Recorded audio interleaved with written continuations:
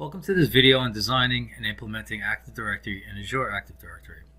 In this video, you're going to learn some concepts of Active Directory and how they apply or don't apply to Azure AD. We'll also deploy and configure Active Directory domain services on premises before we connect our on-premises deployment to Azure in the next video. First, let's have a review of these two technologies.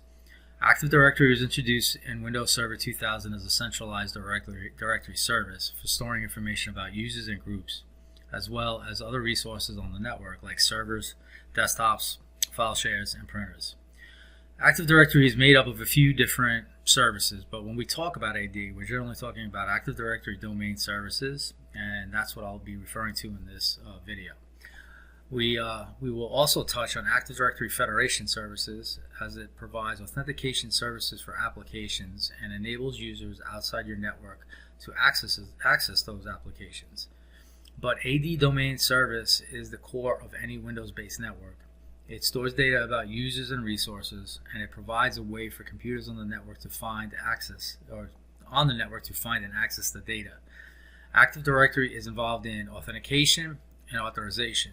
When a user logs on, they verify their identity, and when the device tries to access a resource on the network, Active Directory is used to grant a Kerberos ticket to authorize that access. So that's something fundamental to Active Directory. Then in terms of authentication and authorization, it uses a protocol called Kerberos. It can also use an older protocol called NTLM, which stands for NT-Land Manager. These protocols require that certain ports be open on the network and all the users, computers, and resources be registered with that central authority. There are ways to trust outside networks and organizations using Active Directory Federation services, and we'll get into that, but for the most part, you require a line of sight to domain controllers to make things work, meaning everything is located on the same network. Now, the cloud was built differently. Things are accessed over the internet, so the only ports that can really be relied upon to be open are port 443 for secure communication and port 80 for basic HTTP traffic.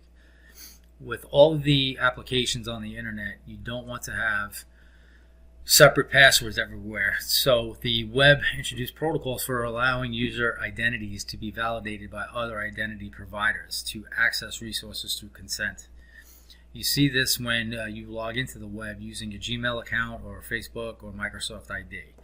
And you have that grant permission. The protocols underlying that are OAuth 2.0 and OpenID Connect, which are different than Kerberos and NTLM.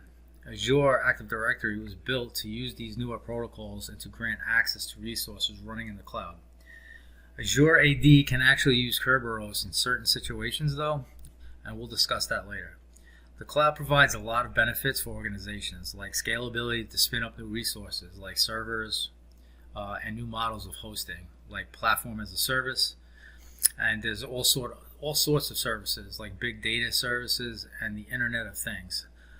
So we want to be able to give our users the ability to access resources in the cloud using their trusted corporate identities. And in order to do that, we need ways for the environments to trust each other and ways to bridge those protocol differences. So we're going to look at the different types of integration that are possible and how to plan and implement them. Azure Active Directory is built differently from Active Directory, as I mentioned, but it is fundamentally based on Active Directory in terms of the core problems that it solves. So we're going to start with the foundation of how Active Directory works and how you can plan an Active Directory deployment. Then we'll look at how those concepts apply to Azure Active Directory or don't apply. You'll learn how Azure Active Directory can be integrated with your Active Directory deployment, and we'll look a little deeper at the domain controllers and the services they provide. And then we'll deploy Active Directory domain controllers onto virtual machines on premises and implement a site topology to mimic a distributed enterprise. And finally, we'll look at federation, which is a way to allow your users to authenticate to resources and applications hosted by other organizations. We won't implement federation in this video or in this video series, but this will help give you a bigger picture of how everything fits together. And that's a lot we're going to cover. So let's go ahead and then jump in.